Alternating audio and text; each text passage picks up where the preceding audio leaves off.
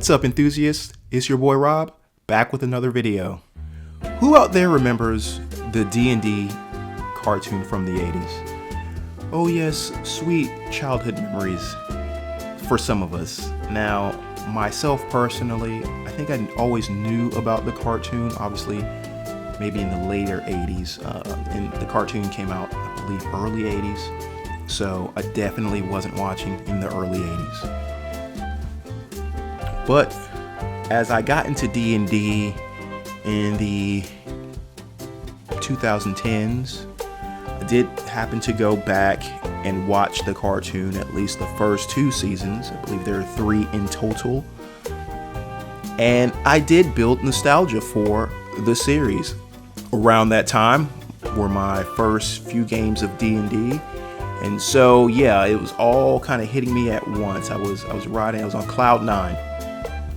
So, when I heard that WizKids was going to be releasing a 50th anniversary Icons of the Realm set with those characters in it from the cartoon, I was stoked. I was like, yes, we're going to actually get the characters from the cartoon this time. Because if you remember, in 2022, there was the Stormwreck Isles set. And it was the characters from the cartoon, but they were more mature. They were like 10 years older in that box set, and the costumes were slightly different, so it didn't hit me with the same nostalgia gut shot that these models, that the ones that they're releasing in this 50th anniversary set, how they hit me.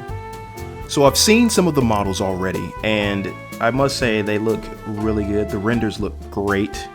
Hopefully the physical miniatures will look equally as good. You know, paint jobs sometimes look a little shabby, but I'm sure they're going to pull out all the stops for this 50th anniversary set.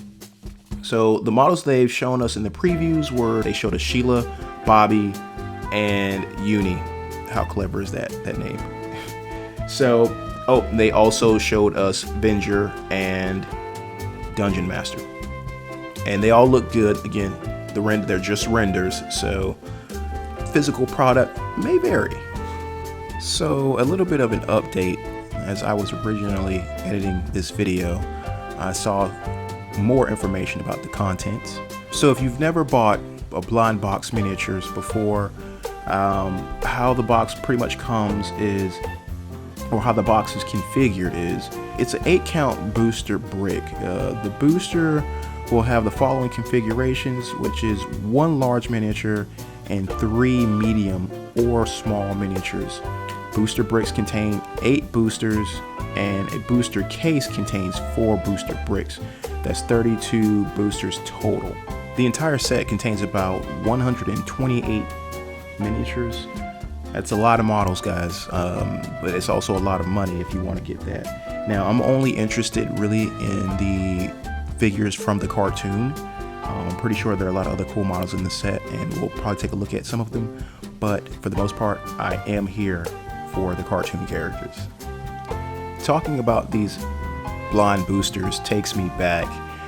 That was when you really had to buy these blind cases to get your D&D models, and unless you were going on eBay for the secondhand market where you already know the markup was insane, you had to buy those blind boxes, and I think I bought maybe about less than 10, more than 5, less than 10 for sure, to kind of get started.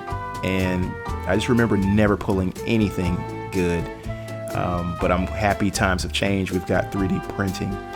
This does remind me of that miniatures game that they came out with kind of post blind boxes. It was, I think, the last hurrah for these pre-painted miniatures they did over at, I think that was Wizards of the Coast, if I remember correctly. I think they were producing them themselves. Now, one cool thing I saw was that they're going to be including the Red Dragon that was featured on the cover of the 1977 original D&D basic set. Anyway, that's it for today. Just wanted to do this quick video to let everyone know Guys, did you buy those D&D miniatures from back in the day, the blind boxes, and what was your luck on them?